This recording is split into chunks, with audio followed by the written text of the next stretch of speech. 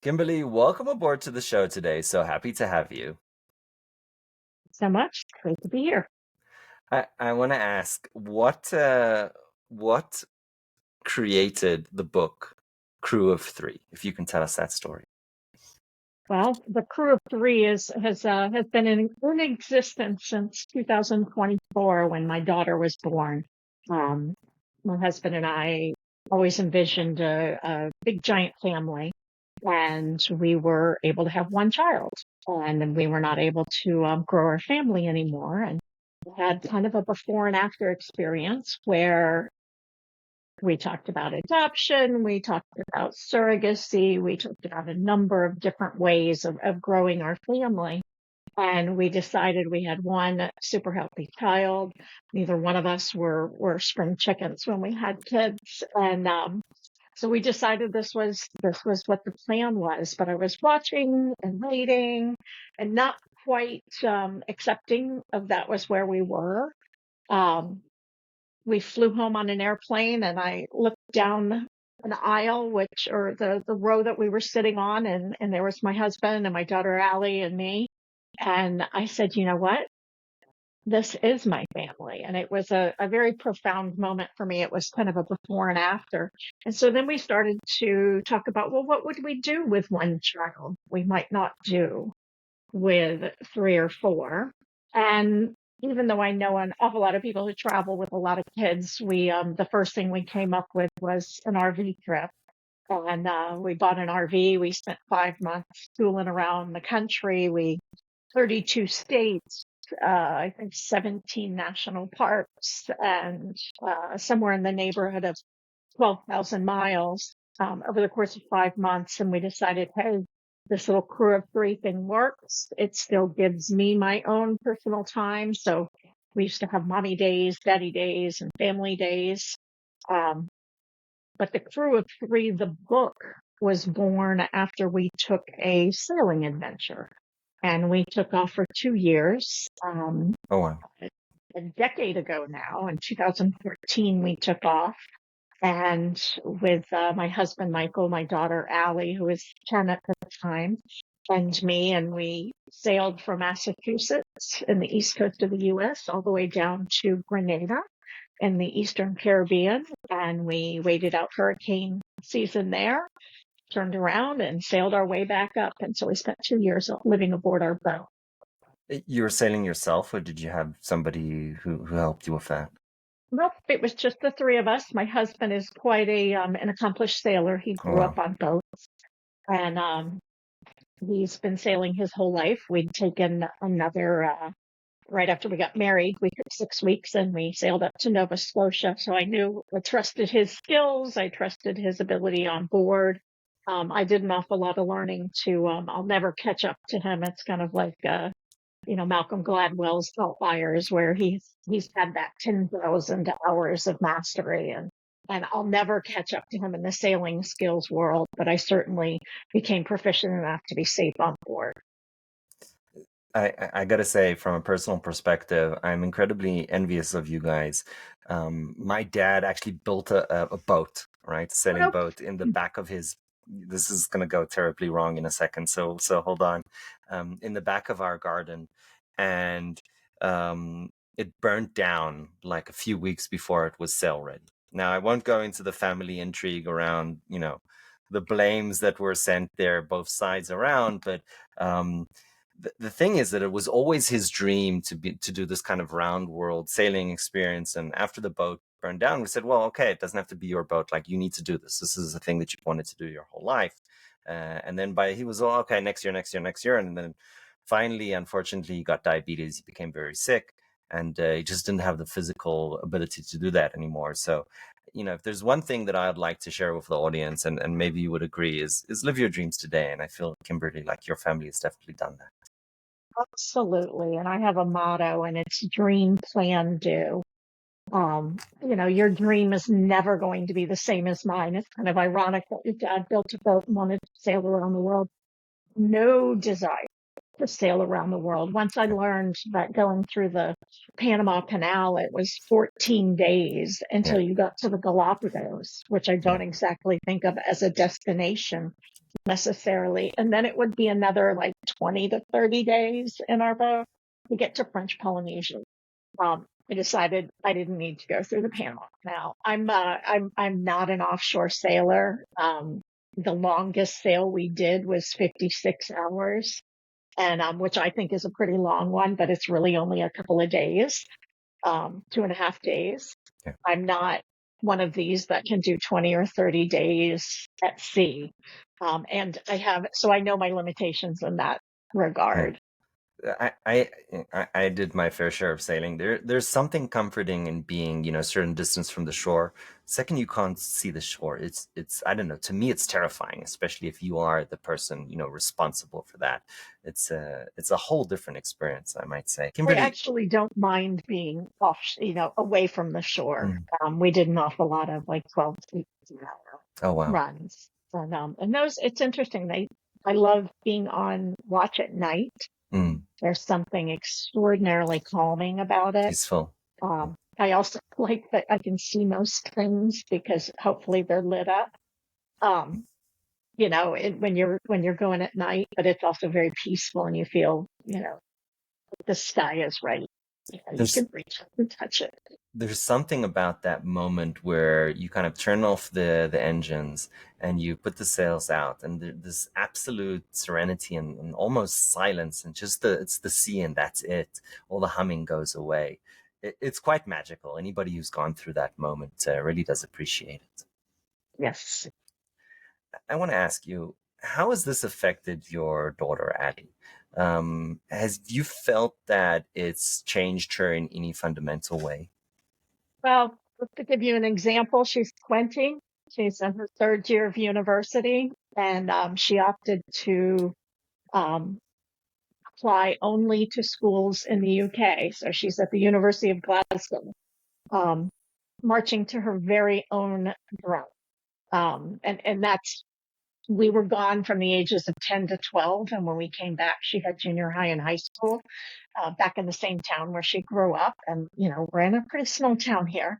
And, uh, my husband and I said, if we give her one thing when she comes back, it's to be able to march to her own drum.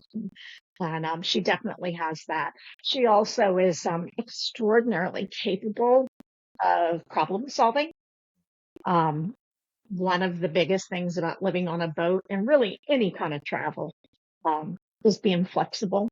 And if you're in the UK and you end up with a train strike, you have to figure out how to get where you're going because none of the kids there have cars. You have to figure out where you're going and how to get there by way of the buses or Ubers or walking or a bike. And so she's an extraordinarily good problem solver now and very much an independent thinker. It's almost like the airline just set you up to be a good problem solver if you do a lot of that. Were you referring to the volcano eruption? Where was that? Iceland, or did you get stuck in that one? No, we actually went to Montserrat, Mm. which I don't know if you're familiar with Jimmy Buffett's I Don't Know Where I'll Go when the Mm. volcano blows. That's his recording studio used to be in Montserrat. Mm. And within very recent history, it's somewhere in the last 2 decades, the volcano there erupted and covered 2/3 of an island. And 2/3 of the island are considered what they call the exclusionary zone. Um, and so, here you have this island that used to exist, and it's kind of a modern day Pompeii. You can see the very tips of a steeple of a church, and that's how high the ash covered there, and that what used to be their downtown area. No, we did not get stuck in that. We just went to uh, look at it and observe it more than anything. I Not love sure that. I would live on an island with an active volcano where it had already erupted in modern era either. It's funny, right? You get to these areas on the island, and it's like Devastation Trail, or whatever, all these kind of names that they give, and it's like it kind of is this rude awakening to, like, actually, there are moments in time where it's incredibly dangerous to be where you're standing right now. We laughed a lot of it. We went on a hike in Dominica called the Boiling Lake Mm, hike, and it's active volcanoes are everywhere down right. in the Eastern Caribbean, and um, you'd walk by steaming areas that everything had that sulfur rotten egg smell, and you'd walk by these hissing, steaming spots, where in the United States, with all of the legal issues and sue happy world, we are able to walk in a place like that. What was your, looking over many, many years of travel and living this dream, what is your most salient memory? What is the moment that you remember? Now it's interesting. The most impressive moment was after we had rented out our house. We had moved onto the boat and we were sailing out of our cove. And I put this as the my part of my description on the back, and I'll read it to you what it says. As we sailed out of our cove, our home behind us, and the complete unknown ahead, I couldn't help thinking that I was leaving everything I knew and loved, with the exception of Michael and Allie. Talk about being pushed past my comfort zone and just felt every fraction. What did that feel like, if it's even describable? Um, it's probably the most tremendous display of faith I Mm, have ever shown. Um, were we ready? Are you ever ready for something like that? I mean, we were homeschooling our daughter. mm. If you think the manual on raising kids is lacking, try the homeschool manual. Holy cow. Um, Overwhelming but peaceful at the same time. I remember writing in my journal that night, which happened to be my husband's birthday. And I remember writing in my journal that even though this thought was so daunting, every single thing from that moment for the next 2 years was going to be new to me. Um, I remember thinking, I'm ready for this. Bring it on. Was there any, and I apologize for digging this up, were there any disagreements pending this trip? Like, we're, Interestingly, now my husband is much more of a realist, and yes, I am. I am more of the let's go for it. Um, so it's funny. It's almost backwards, except for once he commits to something, he's doing it. mm, And I may be a little more timid, like, oh, yeah, it was a really great idea. Um, and no, I laugh and I'm a gardener. I'm not a mm, sailor. mm. We live on the water. I have a magnificent spot where I have a quarter of an acre of gardens. Oh, I wow. mean, I am so inherently tied to the land that we live on that for me, hopping on a boat was such a crazy idea. And yet I trusted my husband. It's not when you go on your own vessel, you are you are it. It's a very pioneering feeling. Um, my husband, I laugh and I say he's certainly a very experienced sailor, but he's also a diesel and small engine mechanic, a plumber, an electrician, a carpenter, and a handyman. And then I took over the role of chef and teacher. Okay, these were not jobs that we had trained for or had really other than nominal skills, but um, it just all of it was hands-on experience. And but you were you're in medically. I mean, we had a very robust first aid kit, down to sutures. And I thought, oh Lord, please don't let me have to stitch anybody up. But that's if you're 40 hours from land, you are your own best source of survival in every way, whether it's the food, the education, the medical attention. And so just a lot of roles that you take. Absolutely. How did the school homeschooling, how did that work?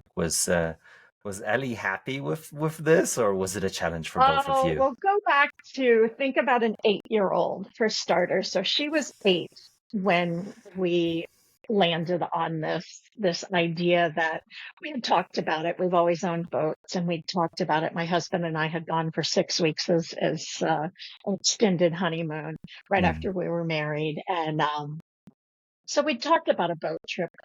Get complacent, and, something like that obviously takes a lot of work. And we had an experience where some friends of ours who we never thought would take the plunge absolutely did and sailed into our cove. So they're sitting there with us. And this was mm, ironically a guy I worked with at Oracle 30 mm, years ago.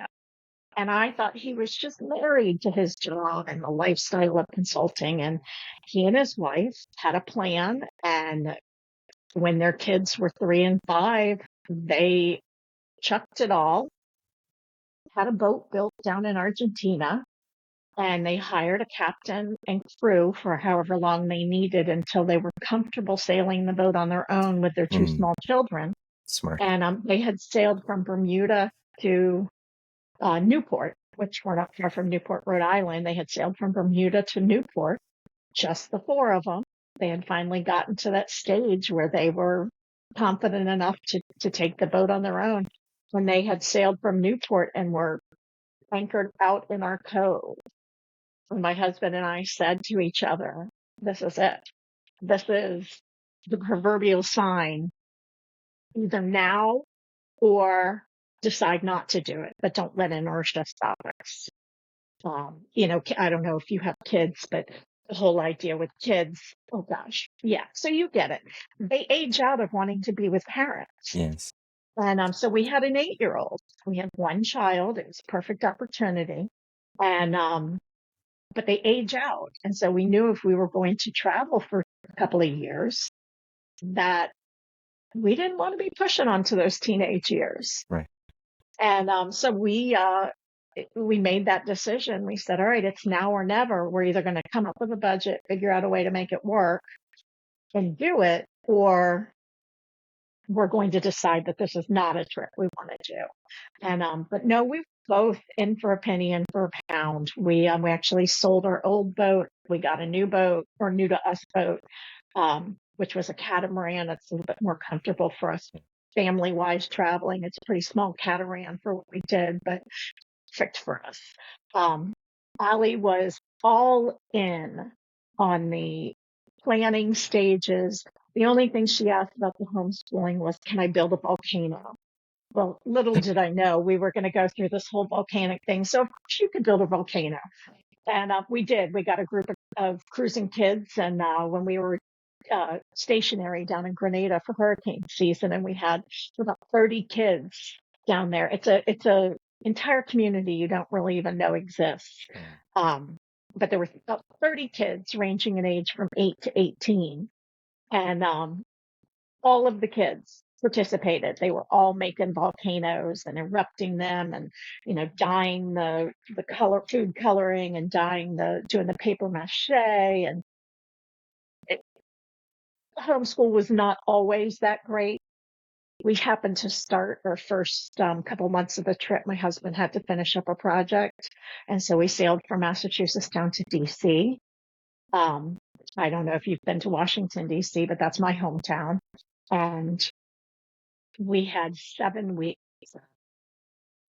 in the perfect open air classroom. We had every Smithsonian, every monument, every memorial, every way you could conceivably study history in the United States was at our fingertips. Um, I had to let go of the fact that I was trying to recreate a classroom experience, Mm. because that's not at all what we were doing. She had to let go of the idea that mom didn't know what she was doing. Full of growing pains. um, bumps along the road, more than anything being flexible, and that's both parent and child, or student and teacher, Tell me, everybody being flexible. tell me more about this idea of letting go of the traditional classroom.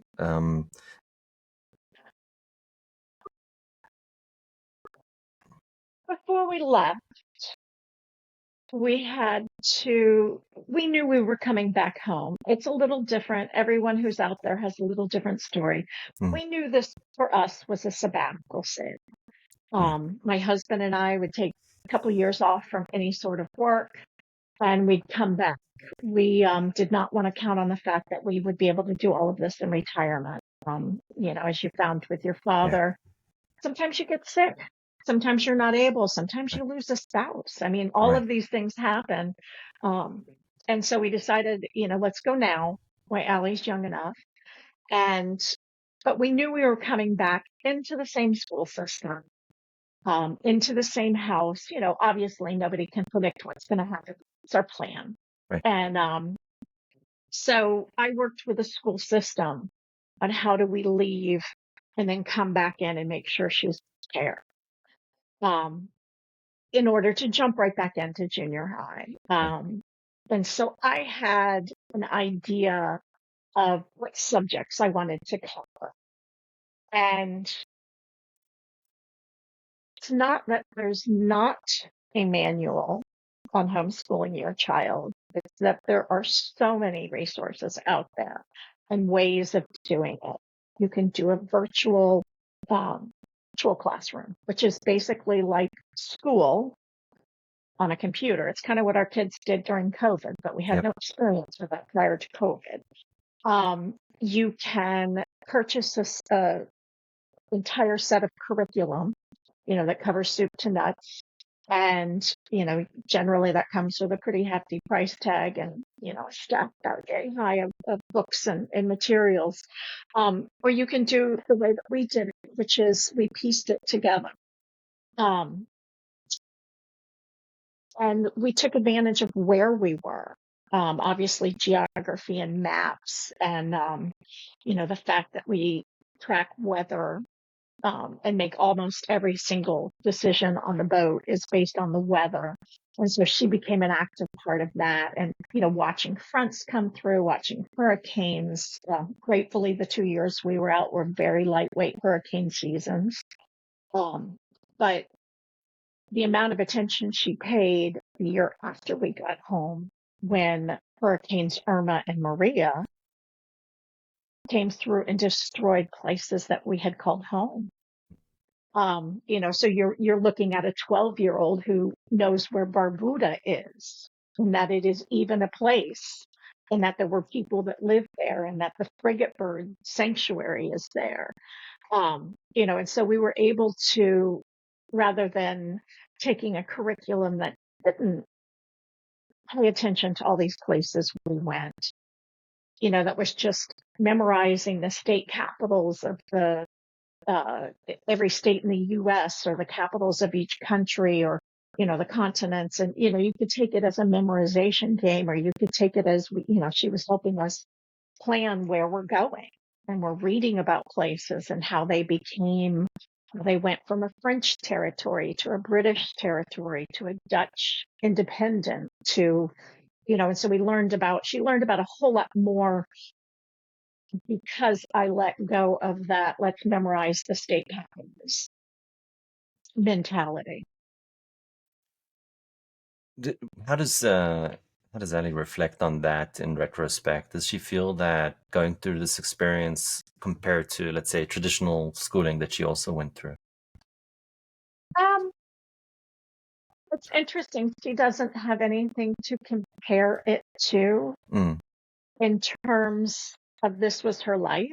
mm, She came back and went into junior high right. and um, I think travel more than the idea of the boat and the homeschool was the part that she carried with her.